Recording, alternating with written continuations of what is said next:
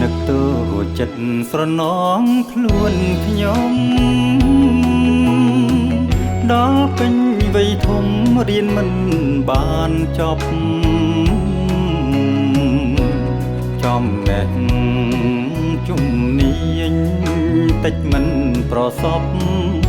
រស់ដោយក្រទ្រព្យខ្សត់ចំណូលគ្រួសារនឹកឡើងស្រណោះអោខ្លួនខ្ញុំធំពេញវ័យហើយមិនដឹងយ៉ាងណា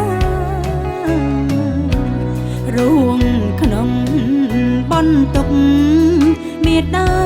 បៃតាអត់មានការងារចិញ្ចឹមជីវិតអីលើអូនអើ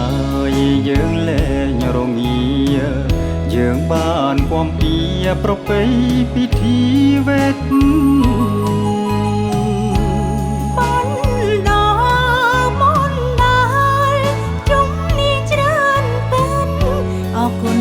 ที่เวทช่วยดอลขายมาราសេចក្តីសងខឹមប្រព្រំបំណងចិនអូនតែងសងរៀនសុំអង្ការ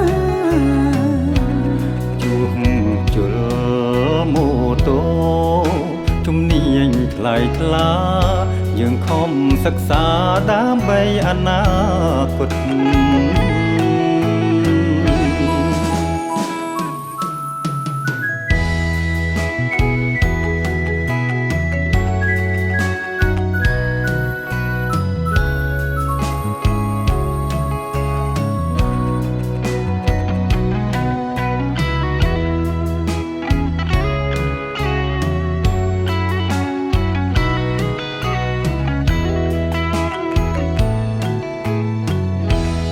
អីលើអូនអើយយើងលែងរងាយើងបានពំពីប្រពៃពិធីវេទបានដល់មុនដល់ជំនាញច្រើនពេញអរគុណที่เวทช่วยដល់ខែមរាសេចក្តីសងខឹមប្រព្រំបំណងចិនអូនតែងសងរៀនសុំអង្ការជួបជុលម៉ូតូជំនាញថ្លៃថ្លាយើងខំសិក្សាដើម្បីអនាគត